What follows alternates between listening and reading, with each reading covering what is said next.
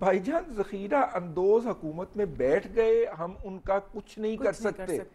हम इस महाज पे नाकामी के बाद हम उनको गालियां दे सकते हैं। आप दिन रात चैनल पे बैठ के ये काम करते हैं, मैं भी ये काम शुरू कर देता हूँ, आपकी अगर अना को तस्कीन होती है, लेकिन जो प्रैक्टिकल बात है कि हमने इससे निकल ये कंडीशन है और हमने पॉजिटिव सोचना है। तारिक साहब की बात बिल्कुल बजा थी, बट हमने पॉजिटिव सोचना है। हमारा मकसद ही ये होता है कि बजाय इसके कि हम बहुत नेगेटिव सोचें, हम पॉजिटिव बात करें, हम अपने अंदर तब्दीली लाएं और वो कंट्रीब्यूशन की बात करें जो हम पर्सनली कर सकते हैं। और हम क्योंकि ये कंट्रीब्यूशन कर सकते हैं, इसलिए हम आपको पर्सनली, मैं सोनिया को और तारिक साहब को परसुएट करूं कि कम से कम ये तो हम खुद कर सकते हैं ना, जो चीज अपने तौर पर हम इसके लिए तो हमें हुकूमत की तरफ नहीं देखना ना, ये हम कर दें और उसके बाद देखिएगा कि इसका इम्पैक्ट भी आएगा। हुकूमत के पीछे कब तक पड़ेंगे? मतलब अवाम बेबस हो गए, हमें खुद ही कुछ ना कुछ करना पड़ेगा। तय है कि ना हुकूमत ने कुछ करना है, ना ब्यूरोक्रेसी ने कुछ करना है, उन्होंने सिर्फ अय्याशी करनी। सही बात है, उन्होंने हुकूमत करनी है। आज तक क्या किया उन्होंने? कुछ नहीं किया। सही, ठीक है, तो लिहाजा हमें अपना काम खुद करना है, अच्छे तरीके, खुश असलूबी के साथ करना है, और हंस के करना है, लड़ाई भी नहीं करनी। बिल्कुल। यहाँ पर हम एक और कॉल लेते हैं। हेलो, अस्सलाम वालेकुम। साहब बात करो इस्लामाबाद से। जी साहब, मैं बिल्कुल खैरियत से हूँ साहब, आप सुनाएं। अल्लाह का शुक्र, very nice program. Thank you साहब। क्वेश्चन मेरा बहुत सिंपल है, जी वो ये है कि ये जो बात कर रहे हैं ज़फ़ीर अंदोज़ों के खिलाफ, जी इसकी सजा क्या है? क्या कॉन्स्टिट्यूशन या लॉ में कोई ऐसी चीज है कि ये अगर कोई इस तरह का काम करता है उसकी स्पेसिफिकली ये सजा है? ठीक, good question, thanks for calling साहब।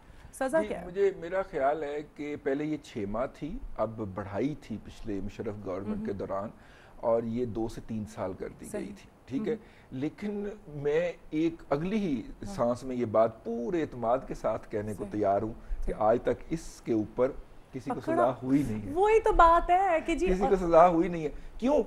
उसके अंदर जो मेन पिटिशनर होता है या मेन प्लीडर जो होना चाहिए, जो होता है, वो कंज्यूमर है। मेरा लॉस हुआ है, बिल्कुल, लेकिन वो लॉ के अंदर मैं उसके खिलाफ एप्लीकेशन नहीं दे सकता। मैं एप्लीकेशन दूंगा, एसएचओ उसके खिलाफ जो है वो मुद्दई बनेगा।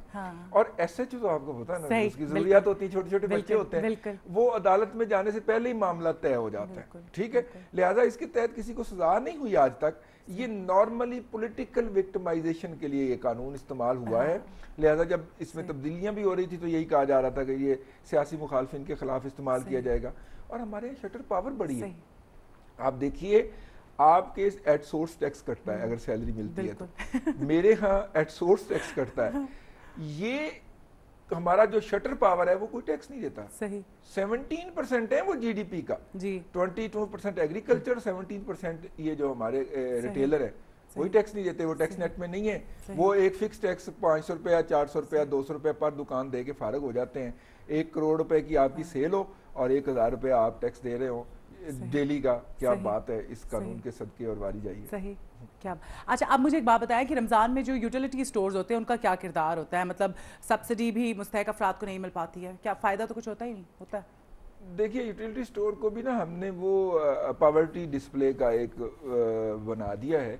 और यूटिलिटी स्टोर इस्लामाबाद की हद तक तो अच्छे इफेक्टिव हैं, लेकिन लाहौर और बाकी शहरों के अंदर उनका कोई हाल नहीं है।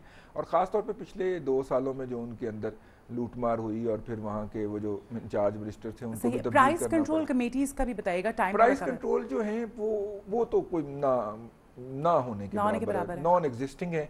वो एक बनाया हुआ है, एक पहले सिस्टम एग्जिस्ट करता था मुशर्रफ साहब की गवर्नमेंट ने। नवाज शरीफ साहब आए तो उन्होंने कहा, शहबाज शरीफ ने कहा हम क्यों ये सिस्टम चलाएं, उन्होंने एक टास्क फोर्स का इंट्रोड्यूस करवा दिया। सो वो कोई इफेक्टिव नहीं है, वो हमें खुद ही करना है, खुद ही करना है। जी, हमें खुद ही करना है, अच्छी अच्छी बातें और खुश असलूबी के साथ करना है। और प्लीज़ नेगेटिव मत सोचा करें, अच्छा अच्छा सोचा करें, अपने तौर पर चीज़ों को बेहतर करने की कोशिश करें। हुकूमत से एक्सपेक्टेशंस खत्म कर दें, बेहतर रहेगा। रजी साहब का बहुत शुक्रिया, आपने हमारे लिए वक्त निकाला। ये TV1 और स्नूबा स्पा की जानिब से आपके लिए गिफ्ट वाउचर।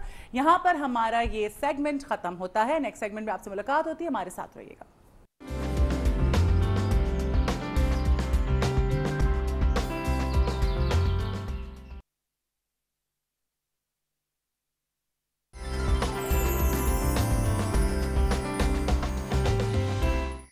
जी मॉर्निंग मसाला में एक बार फिर खुशामदीद। और ये हमारा सेगमेंट है एस्ट्रोलॉजी का, और आपको पता है एस्ट्रोलॉजी की सेगमेंट में हमारे साथ कौन होते हैं, उनकी जानिब आपके लिए चलते हैं। लेकिन उससे पहले मैं आपको बताऊंगी इंटरेस्टिंग फैक्ट्स। जी इंटरेस्टिंग फैक्ट्स ये है कि जी इस निज़ाम फल्की में ज़मीन का चांद दीगर सैयारों के चांद की निस्बत सबसे बड़ा है। जी हाँ, और दुनिया की सबसे ऊंची आबशार लैटिन अमेरिका के मुल्क वेनेजुएला में है, जिसको एंजल फॉल्स के नाम से जाना जाता है, और इसकी ऊंचाई 3212 फुट है। जी ये थे इंटरेस्टिंग फैक्ट्स। और अब आपको बताती चलूं कि हमारे साथ स्टूडियोज़ में मौजूद हैं एस्ट्रोलॉजी और जियोलॉजी के माहिर हैदर जाफरी। हैदर क्या हाल है? अल्लाह का शुक्र, अल्हम्दुलिल्लाह। लास्ट टाइम हमने बात की थी, हम बात कर रहे थे लास्ट टाइम कोहिनूर की। हाँ कोहिनूर की बात की थी हमने, तो उसके बारे में आपने सारा कुछ बताया था। होप डायमंड रह गया था, होप डायमंड के बारे में आज हम बात करेंगे। उसके अलावा सुलेमान्स रिंग, हज़रत सुलेमान अलैहिस्सलाम की जी उनकी जो अंगूठी थी, जिसे कहते हैं, बिल्कुल उसके बारे में हम बात करेंगे। ठीक है, अब आगाज करते हैं होप डायमंड से। होप डायमंड के बारे में बताएं। होप डायमंड जो है ये दुनिया का दूसरा सेलिब्रेटेड डायमंड है। 1667 में एक मूर्ति जो है जिसको कहते हैं कि बुद्ध की मूर्ति थी, उसकी आंख में से किसी ज्वेलर ने चोरी करवा लिया था। तो कहते हैं कि ये भी कर्स्ड डायमंड था। ये भी मतलब जिसके पास गया उसको उसने जो है वो किया। हाँ, जब उसके बाद यही डायमंड, यही होप डायमंड इज़ाबेला सेकंड के पास आता है, स्पेनिक क्वीन के पास, तो यही कर्स्ड डायमंड उसके लिए इतना ब्लेस्ड हो गया कि वो मतलब पूरी दुनिया पे रूल करती थी, उसके सामने कोई बात नहीं करता था। और वो इवन उसके ऊपर मतलब इज़ाबेला के ऊपर अपने शौहर के कत्ल का इल्ज़ाम था। किंग को कत्ल करके वो जो है वो एम्परर बनी थी, लेकिन उसके बारे में किसी ने कोई बात नहीं की, क्योंकि she was having that diamond, hope diamond.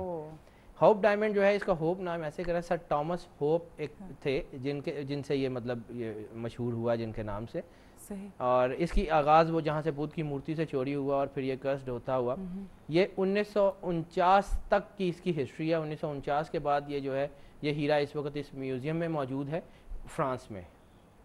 और ये हीरा जो है होप डायमंड, इसकी आगाज़ ये है कि जिसने इसको चोरी किया वो कर्ज था तो उनको ये करता रहा। और उसके बाद ये सुल्तान अब्दुल हमीद के पास आया। सुल्तान अब्दुल हमीद तुर्की के बादशाह थे। सुल्तान अब्दुल हमीद ने अपनी बीवी को ये गिफ्ट किया, और 4 दिन बाद मतलब वो अपनी बीवी को खुद कत्ल कर दिया। और उसके बाद सुल्तान अब्दुल हमीद जो हैं वो खुद मतलब मेंटल डिसऑर्डर्स का शिकार हो गए, और उनके बाद दूसरा एम्परर आ गया और वो मतलब जो ख़त्म हो गए। सर थॉमस हॉप जो है जिनकी वजह से ये मशहूर था, तो सर थॉमस हॉप के पास ये बहुत ठीक रहा है। सर थॉमस होप के पास ये मतलब जितना अरसा रहा है, लेकिन होप फैमिली में जब सर थॉमस हॉप जो हैं वो उनकी डेथ हो गई, तो उनके बेटों के पास जब ये आया तो उनका पूरा बिजनेस जो है वो कोलैप्स हो गया। और उसके बाद ये जो उन्होंने बेच दिया। सही। और इसी तरह ये आज म्यूजियम में मौजूद है। ये लाइट, वो जैसे हम कह रहे थे ना कि सबसे ज्यादा कीमती हीरा होता है ब्लू, ये ब्लू डायमंड है। अच्छा। ये लाइट ब्लू डायमंड है और काफ़ी बड़े साइज में है। और ये मतलब इतना खूबसूरत है कि इसके अंदर से वाकई में ये मतलब ये है कि इसकी जब आप इमेजेस देखते हैं तो इसके अंदर से लाइट्स निकलती हुई महसूस होती हैं आपको। एक जैसे स्पेल बनता है ना, जी जी, वैसे बनता है। अच्छा।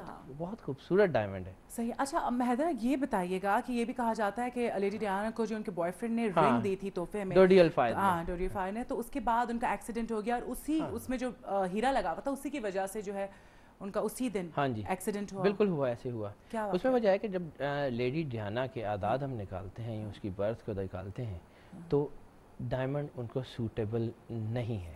सही। अच्छा हैदर, ये वाकया हम सुनते हैं, इस बारे में बात करते हैं। कॉलर लेने पहले। जी जी अस्सलाम वालेकुम। वालेकुम अस्सलाम। जी कौन बात कर रहा है? जी मैं नवीद बात कर रहा हूँ चकवाल से। जी नवीद फरमाइएगा। जी नवीद सुन रहे हैं आपको, फरमाइएगा। जी ये कहना था कि आपका प्रोग्राम हमें बहुत अच्छा लगता है। बहुत शुक्रिया नवीद।